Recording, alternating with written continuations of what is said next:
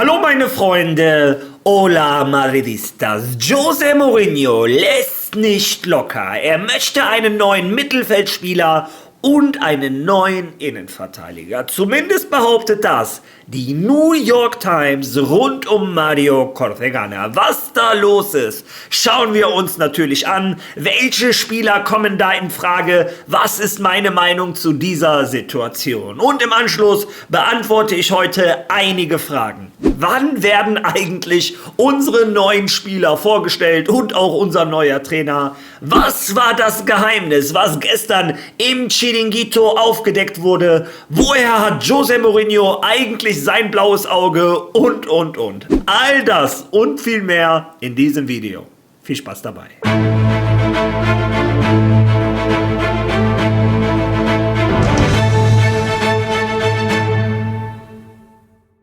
Ja, lasst uns dieses Video doch direkt mit guten Nachrichten starten für den Madridismo, denn gestern wurde die offizielle Liste bekannt der 100 Finalisten für den Golden Boy und wieder einmal sind einige Madridistas dabei, in diesem Fall 3, wobei wir da ganz ehrlich sein müssen. Also die 3 Finalisten sind Endrick, sind Thiago Pitarch und Yan Diomandé. Ihr wisst, beim Golden Boy, jeder unter 21 kann diesen Wettbewerb gewinnen.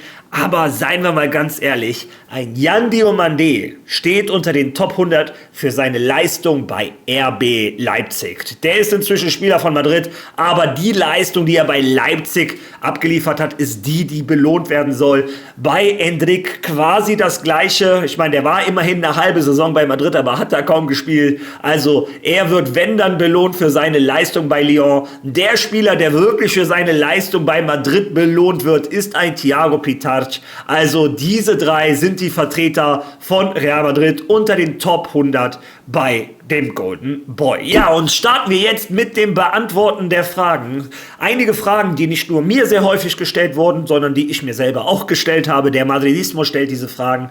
Wann werden eigentlich unsere ganzen neuen Spieler vorgestellt? Doch, bevor wir das beantworten, wenn neue Spieler, wenn neue Trainer kommen, müssen auch alte Spieler oder in diesem Fall alte Trainer gehen. In diesem Fall erwischt es eine absolute Vereinslegende, nämlich Luis Llopis. Lesen wir uns das zusammen einmal durch. Llopis verabschiedet sich von Real Madrid und Courtois vermisst ihn bereits. Vielen Dank für alles. Die Torhüter, mit denen er bei Real Madrid zusammengearbeitet hat, erinnern sich mit liebevollen Botschaften an ihn. Mourinhos neues Projekt hat einige bedeutende Abgänge beim Verein mit sich gebracht. Einer der auffälligsten ist der Abschied von Luis Llopis, der seine Position als Torwarttrainer bei Real Madrid aufgibt. Der Spanier wurde durch Nuno Santos ersetzt, der bereits mit dem Portugiesen bei Tottenham, Rom, Benfica jahrelang zusammengearbeitet hat. Die Torhüter, die er jahrelang trainiert hatte, verabschieden sich herzlich von ihm. Llopis war bei den letzten 5 Champions-League-Titeln von Real Madrid dabei. Mehr als einige Vereine. Naja, er kam 2015 zusammen mit Rafa Benitez und blieb auch nach dessen Ablösung durch Zidane im Amt. In dieser Funktion war er während der Ära der 3 aufeinanderfolgenden Europapokalsiege für das Torwarttraining zuständig. Ja, wenigstens etwas Gutes, was wir von der Zeit Rafa Benitez übernommen haben, nämlich Luis Llopis, ein Courtois, Lunin etc. haben sich gestern von ihm verabschiedet. Ja, ich habe da ein geteiltes Herz. Auf der einen Seite sehe ich, das ist eine Vereinslegende, unglaublich viel erreicht mit Real Madrid. Auf der anderen Seite verstehe ich einen José Mourinho, dass er da seine Vertraute bei sich haben will, Leute, mit denen er gute Erfahrungen gesammelt hat. So ist die Welt des Fußballs. Ich drücke Luis Llopis die Daumen, dass er mit gutem Fuß woanders landet. Ist ein toller Torwarttrainer und ich glaube, seine Qualität wird ihm bald einen neuen Arbeitsplatz besorgen. Ja, das ist derjenige, der Real Madrid verlassen hat. Für ihn kam aber Nuno Santos mit einem José Mourinho. Und wann wird José Mourinho eigentlich vorgestellt? Und die anderen Spieler von Real Madrid? Die Frage beantwortet für uns El Larguero. Okay, und bevor das Ligadebüt ansteht, wird es diese Reihe von Präsentationen oder Vorstellungen der Spieler geben, was eine etwas seltsame Mischung oder Formel ist, oder? Nun, es sind Präsentationen. Das Problem ist nur, dass es nicht die Präsentationen sind, die wir gewohnt sind zu sehen, nicht bei Real Madrid, sondern bei irgendeinem anderen Team, oder? In diesem Fall hat sich Real Madrid dazu entschieden, wie mir gesagt wurde, sehr, sehr private Präsentationen abzuhalten. Es könnte etwas Ähnliches sein, wie die Abschiede der großen Spieler, wenn sie Real Madrid verlassen, von denen du weißt, dass sie im Pavillon stattfinden, mit allen Trophäen, mit allen Familienmitgliedern, mit Vorstandsmitgliedern, mit Botschaftern von Real Madrid und so weiter und so fort. Und in dem Fall sagen sie mir, nein, es wird sehr privat sein. Im Prinzip wären der Präsident von Real Madrid, Florentino Pérez, und der jeweilige Spieler anwesend. Erinnern wir uns daran, dass Real Madrid 6 Fußballer verpflichtet hat und keinen einzigen vorgestellt hat, wie ich dir gestern Abend im Partidazzo sagte. Und die Familienangehörigen von jedem der Spieler. Und auch im Fall von Mourinho, bei dem es im Prinzip so aussieht, als ob es morgen sein wird oder er der Erste ist, bei dem man diese Formel nutzen könnte, um das zu präsentieren, was die neuen Gesichter von Real Madrid für 2026 bis 27 sind. Ja, ihr habt es selber gehört. Und das ist nicht nur von El Ladredo bestätigt, auch Marca, AS, die üblichen Insider, alle sagen genau das Gleiche. Ja, diese bekannten Vorstellungen, wie wir sie kennen, die wird es in dieser Saison nicht geben. Und ganz ehrlich, mir war es schon relativ klar, denn die Saison beginnt am Samstag. Wir haben 6 Neuzugänge und einen Trainer, 7 Tage. In 5 Tagen beginnt die Liga. Es würde zeittechnisch schon gar nicht mehr hinhauen. Ja, Tatsache ist, wir werden nicht mehr das Übliche erleben. Die Spieler fahren ins Stadion, ziehen sich um. Florentino Pérez hält eine kleine Rede, die halten eine kleine Rede, Fotos mit der Familie, Freudentränen etc. Sind eigentlich Momente, die ich immer sehr genossen habe. Auch danach sind sie in Bernabéu und vor allem die erste Pressekonferenz. Ja, wie gesagt, und ganz ehrlich, mich als Fan enttäuscht das etwas. Für mich ist das ja ein Ritual, was nur Real Madrid so macht. Ein Ritual, was halt ein bisschen den Unterschied macht, warum ein Alleinstellungsmerkmal von Real Madrid, was ich immer sehr genossen habe. Ich bin gespannt, wie das jetzt läuft, ob wir überhaupt Bilder davon bekommen. Es soll so ganz intim sein mit Florentino Pérez, der Familie des Spielers, der Spieler, vielleicht eine Legende oder was auch immer. Ich wünsche mir, dass wir davon irgendwelche Bilder bekommen. Erste Statements würde mich persönlich sehr freuen. Ihr habt auch gehört, den Startschuss soll geben José Mourinho, über den wir jetzt im Anschluss reden. Ich bin gespannt, wie ihr das seht. Seid ihr genauso enttäuscht wie ich oder sagt ihr, nee, sowas brauche ich nicht, etc. Ich bin ganz ehrlich, mich als Fan hat das enttäuscht. Ich habe immer diese ersten Bilder gemocht. Vor allem die Spieler dann im Anzug, dann wie sie ein bisschen den Ball jonglieren. Also so Basic-Sachen. Wie gesagt, vor allem auch danach die Pressekonferenz, die ersten Interviews, die ersten Worte fand ich immer sehr interessant. Bin ich gespannt, wie ihr das seht. Lasst eure Meinung in den Kommentaren. Ja, Protagonist Nummer 1 soll sein José Mourinho. Ja, und der wird jetzt erstmal länger Protagonist, obwohl er das, glaube ich, gar nicht so will in seiner zweiten Etappe bei Real Madrid. Der ist deutlich zurückhaltender als in seiner ersten. Da war er sehr, sehr arrogant. Jetzt ist er so ein bisschen introvertierter, kommt es mir zumindest vor. Ja, wie dem auch sei. Heute gab es viele Fragen rund um El Chiringuito. Was ist die große Ankündigung? Josep Pedrerol, der eine super Verbindung hat zu Florentino Pérez. Ich meine, wir haben das im Wahlkampf gesehen. Florentino Pérez hat ihm, glaube ich, sein erstes Interview gewährt, was hier schon einiges heißen will. Ja, auf jeden Fall, der hatte angekündigt, es geht um eine Verpflichtung von Real Madrid. Und viele von euch haben mich gefragt, geht Real Madrid nochmal auf den Transfermarkt? Wen wird Pedrerol vorstellen, etc.? Ja, und Pedrerol hat das gemacht, was Pedrerol macht. Seine große Enthüllung, der große Transfer von Real Madrid, war ein bereits bestehender Transfer, denn er bekommt ein exklusives Interview mit José Mourinho. Unser Trainer tritt in die Fußstapfen von Florentino Pérez, wird sein erstes Interview heute Nacht in El Chiringuito geben, um 12 Uhr bei Josep Pedrerol. Und ich bin gespannt, ja, was aus dem Portugiesen rauszukitzeln ist, denn ich bin der festen Überzeugung, in der zweiten Etappe, das sagen zumindest alle, möchte ein José Mourinho deutlich weniger mit der Presse zu tun haben. Das hat ihn beim ersten Mal sehr zermürbt und ja, er möchte dieses Jahr wohl eher auf Kuschelkurs gehen. Ich bin gespannt. Das war also der große Transfer, Information von El Chiringuito. Es war eigentlich nur, dass er das erste exklusive Interview mit José Mourinho bekommt. So funktionieren die spanischen Medien. Viel Trara für wenig Output. Ja, apropos viel Trara für wenig Output. Was ist José Mourinho eigentlich mit seinem Auge passiert? Ich glaube, die Frage ist mir letztens im Livestream am häufigsten gestellt worden. José Mourinho taucht in Schalke auf Schalke, tut mir leid, mit einem blauen Auge. Und alle haben sich gefragt, ist der da zwischen Valverde und Tchouaméni geraten? Ist Bellinghams Vater unzufrieden, dass Bellingham auf der Bank sitzt? Möchte Fede Valverde nicht rechter Verteidiger spielen? Die üblichen Spekulationen, Witzeleien etc., was man kennt. Ja, und meistens, wie meistens im Leben, ist es etwas deutlich unspektakuläreres. Laut Arantxa Rodriguez hat er einfach nur beim Training einen Ball abbekommen. Also bin ich gespannt, wer da so hart schießen kann, dass er direkt so ein Pfeilchen bekommt und wo José Mourinho stand. Vielleicht gibt es da irgendwann Trainingsbilder zu, wäre bestimmt ganz lustig. Fede Valverde wahrscheinlich den Ball an den Pfosten geschossen und der Abpraller in Mourinhos Gesicht oder was auch immer. Naja, ich wollte einfach nur dieses Mysterium auflösen. José Mourinho hat einfach nur einen Ball ins Gesicht bekommen. Ja, und dann kommen wir zu dem Hauptthema des heutigen Videos. Denn The Athletic hat berichtet, José Mourinho gibt nicht auf. Er möchte noch einen Mittelfeldspieler und einen Innenverteidiger. Lesen wir uns das zusammen einmal durch. Wie gesagt, dieser Ausschnitt ist aus The Athletic und die veröffentlichen ja für die New York Times. Also das kommt aus der New York Times, in der steht, wird Real Madrid weitere Neuzugänge verpflichten, wenn keine Spieler verkauft werden. Die Botschaft des Vereins, die auch intern kommuniziert wurde, lautet, dass jemand gehen muss, damit weitere Neuverpflichtungen getätigt werden können. So ganz stimmt das ja nicht. Wir wissen ja, dass ein Espi oder ein Diomandé theoretisch noch eine eingeschrieben werden könnten bei Real Madrid Castilla. Theoretisch könnte man also noch Spieler in den Kader einbauen. Allerdings hat José Mourinho auch von Anfang an klar gemacht, er möchte eigentlich einen dünnen Kader haben. Aber lesen wir mal weiter. Mourinho möchte unbedingt noch einen Innenverteidiger und einen Mittelfeldspieler verpflichten. Deshalb behält Real Madrid verschiedene Positionen und Spieler im Auge. Ein potenzieller Langzeitkandidat ist Sergio Martínez von Racing Santander, einer der herausragenden Spieler des Wochenendes nach der Wiederaufnahme der La Liga. Er erzielte am Sonntag beim 2:2 Unentschieden gegen Villarreal ein Traumtor. Also das kann ich euch bestätigen. Dieser Junge hat einen absoluten Banger dagelassen.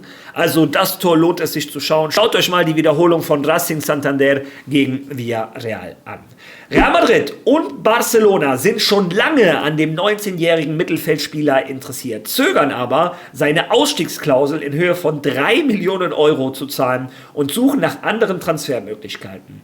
Sollte eine Einigung erzielt werden, wäre geplant, dass Martínez zunächst bei Real Madrid Castilla, der zweiten Mannschaft in der dritten spanischen Liga, zum Einsatz kommt. Welche Spieler können den Verein verlassen? Laut The Athletic sind Real Madrid und Mourinho offen für einen Abgang von Raúl Asensio und Eduardo Camavinga. Konkrete Schritte gab es aber noch nicht. Ja, und ganz ehrlich, das sind die beiden Namen, die sich inzwischen seit 1,5 Monaten, 2 Monaten nicht nur hier auf dem Kanal, sondern in den spanischen Medien wiederholen. Immer wieder heißt es, Camavinga und Asensio sind die gehen können. Immer wieder heißt es aber auch, Camavinga möchte Real Madrid nicht verlassen. Und bei dem Asensio ist es fast das Gleiche. Jetzt nach seiner Verletzung der Abgang noch einmal komplizierter. Und ich bin auch ehrlich gesagt ganz froh.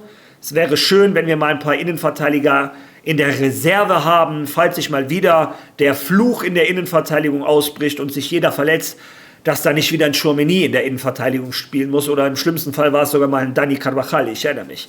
Ja, auf jeden Fall, das ist die Information von The Athletic. José Mourinho möchte noch einen Innenverteidiger und einen Mittelfeldspieler. Passend dazu hat José Félix Díaz, der Direktor vom AS, das war gestern oder vorgestern schon, auch einen Namen ins Spiel gebracht. Hören wir uns das zusammen einmal an.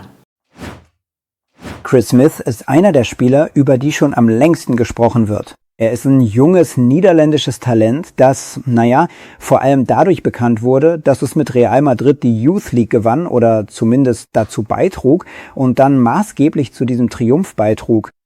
Es sah so aus, als würde er schon letztes Jahr in der letzten Saison wechseln. Sogar Atletico Madrid hat beim AZ Alkmaar im Wintertransferfenster dieses Jahres, also 26, nach einem Transferamt gefragt. Aber gut, der niederländische Verein hat das abgelehnt, oder? Jetzt will Smith weg und hat ein klares Ziel, die spanische La Liga. Er will in Spanien spielen. Er hat Angebote aus der Premier League. Die Großen der Premier League sind hinter ihm her.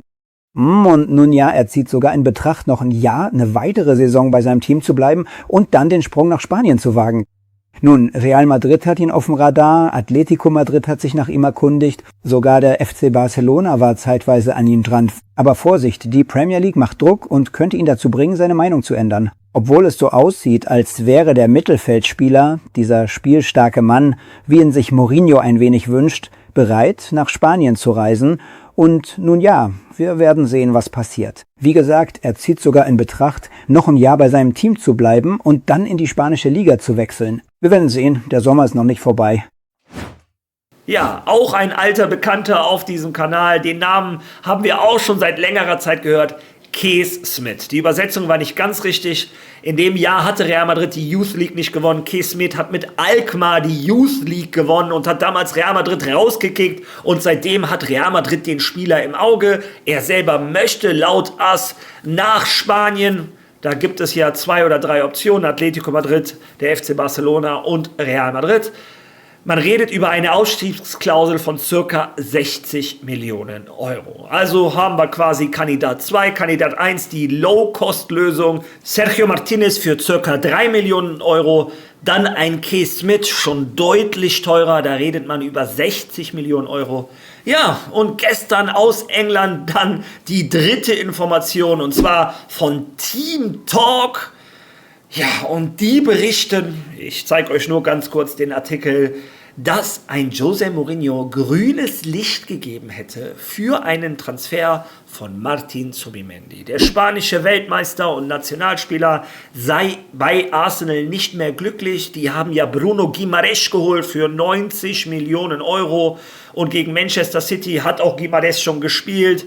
Dahinter spielt dann halt ein Declan Rice, ein Martin Odegaard. Was bedeutet, Martin Zubimendi ist der Stammplatz nicht mehr sicher. Dazu würde er es mit guten Augen sehen, zurück in die Heimat, zurück nach Spanien. Ja, und es geht sogar so weit, dass José Mourinho diesen Transfer schon quasi grünes Licht gegeben hätte, Daumen nach oben. Und in Spanien wird das inzwischen auch berichtet, aber alle beziehen sich auf Team Talk, also nicht auf separate Quellen. Ja, und kommen wir jetzt mal zu meiner Einschätzung. Ganz ehrlich, bei Real Madrid ist jetzt rund um die Transfers sehr viel Ruhe eingetreten. Und ich glaube auch persönlich nicht, dass ein José Mourinho, der eigentlich Kontinuität möchte, Ruhe, Erfahrung, Seriosität, dass der jetzt eine Woche bevor die Saison startet, anfängt auf einmal so viel umzukrempeln. Ich glaube nicht, dass ein Camavinga, der seit 2 Monaten klar macht, ich möchte bei Real Madrid mich durchsetzen, der hat in der Vorbereitung eine tolle Vorbereitung gespielt, ein José Mourinho hat ihm viele Einsatzminuten gegeben. Ich kann mir nicht vorstellen, dass ein Camavinga sich jetzt denkt, ich habe jetzt einen guten Eindruck hinterlassen, ich habe einen Trainer, der mich viel spielen lässt, ich wollte mich bei Real Madrid durchsetzen, nee, ich gehe jetzt doch. Also, ich kann mir nicht vorstellen, dass ein Camavinga geht. Und ich kann mir auch nicht vorstellen, sagen wir mal ganz ehrlich, dass Real Madrid an diesem Sergio Martinez interessiert sei.